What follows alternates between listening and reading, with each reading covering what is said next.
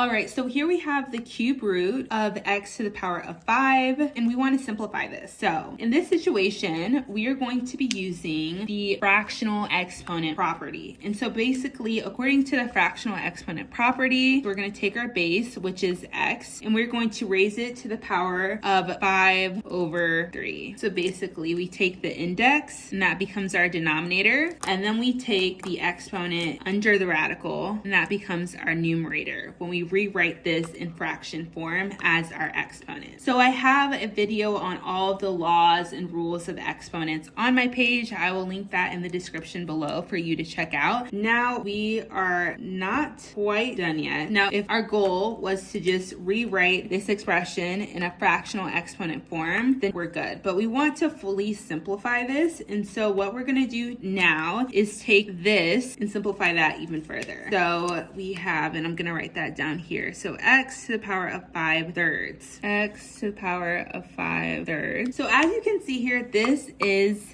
an improper fraction. I have made on my page a video on how to convert an improper fraction into a mixed number. So definitely check that out. I'll also link that in my description below. But that's what we're going to do here before we move on any further. We're going to take this improper fraction of 5 thirds and we're going to convert this or rewrite this as a mixed number. So 5 thirds is equivalent to 1 and 2 thirds. Now again, I have a video on my channel explaining in a good amount of detail how to convert exactly an improper fraction to a mixed number. But for the sake of this video, I just went in and wrote down the answer. So 5 thirds is equivalent to 1 and 2 thirds. So we have that. So I'm going to underline this in red and we're going to look back up here again. So this expression can now be rewritten as x to the power of 1 plus 2 thirds because 1 plus 2 thirds is the same as this. All right, so stay with me. I'm going to erase what's going on down here. All right, so we have this new expression now, and we are going to rewrite this out differently. So according to one of the laws of exponents, whenever we have two expressions with exponents that have the same base that we're multiplying, that is the same as adding those exponents. So